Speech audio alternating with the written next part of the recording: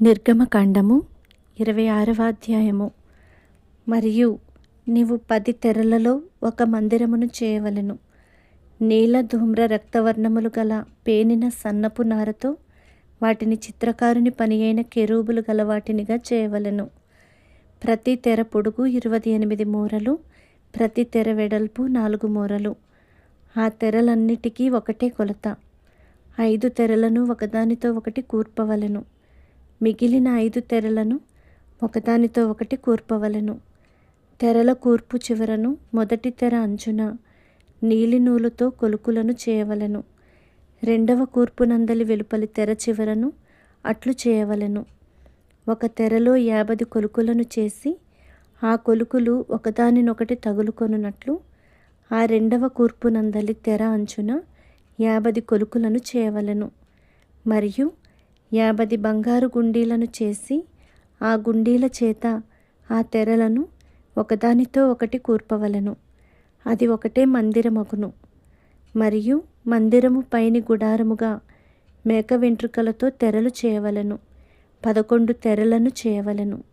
ప్రతి తెర పొడుగు 30 మూరలు, వెడల్పు 4 మూరలు. 11 తెరల కొలత ఒక్కటే.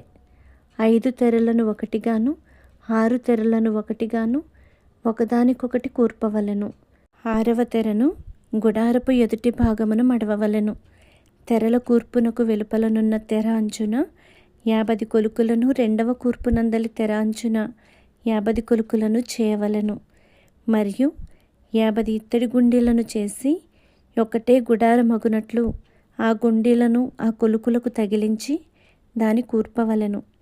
ఆ గుడారపు తెరలలో మిగిలి వ్రేలాడు భాగము అనగా మిగిలిన సగము తెర మందిరము వెనుక ప్రక్క మీద వ్రేలాడవలెను. మరియు గుడారపు తెరల పొడుగులో మిగిలినది ఈ ప్రక్కను 1 మూరయు ఆ ప్రక్కను 1 మూరయు మందిరమును కప్పుటకు ఈ ప్రక్కను ఆ ప్రక్కను దాని ప్రక్కల మీద వ్రేలాడవలెను. మరియు ఎర్ర రంగు వేసిన పొట్టేళ్ల తోళ్లలో పైకప్పును దానికి మీదుగా సముద్రవత్సల తోళ్లతో పైకప్పును చేయవలెను. మరియు మందిరమునకు తుమ్మకర్రతో నిలువు పలకలు చేయవలెను. పలక పొడుగు 10 మూరలు, పలక వెడల్పు 1.5 మూరలు ఉండవలెను. ప్రతి పలకలో ఒకదానికొకటి సరి అయిన 2 కుసులుండవలెను. అట్లు మందిరపు పలకలన్నిటికీ చేసి పెట్టవలెను. 20 పలకలు కుడివైపున అనగా దక్షిణ దిక్కున మందిరమునకు పలకలను చేయవలెను. మరియు ఒక్కొక్క పలక క్రింద దాని 2 కుసులకు 2 దిమ్మలను, ఆ 20 పలకల క్రింద 40 వెండి దిమ్మలను చేయవలెను.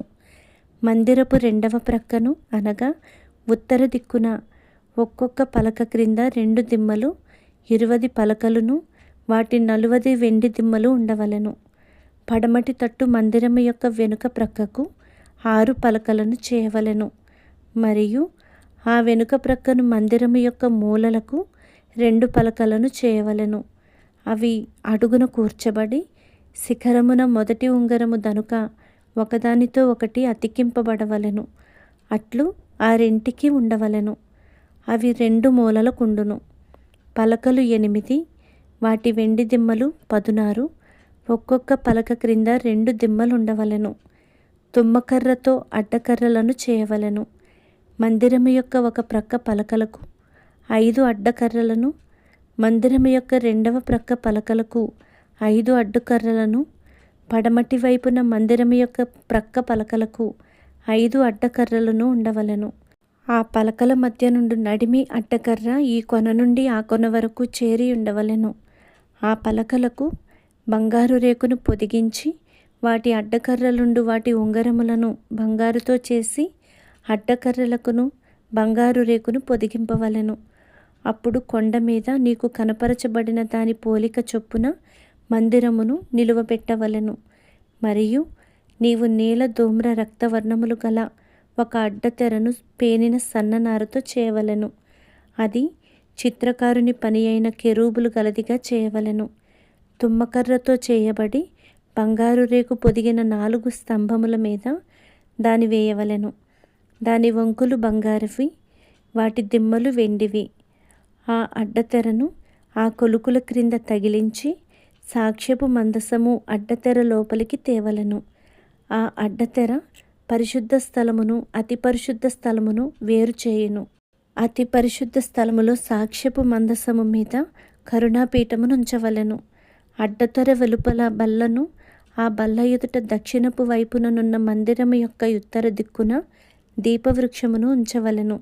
మరియు నీల ధూమ్ర రక్తవర్ణములు గల పేనిన సన్ననారతో చిత్రకారుని పని అయిన తెరను గుడారపు ద్వారమునకు చేయవలెను.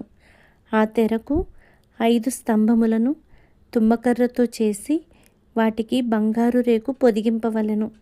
వాటి వంపులు బంగారువి. వాటికి 5 ఇత్తడి దిమ్మలు పోతపోయవలెను.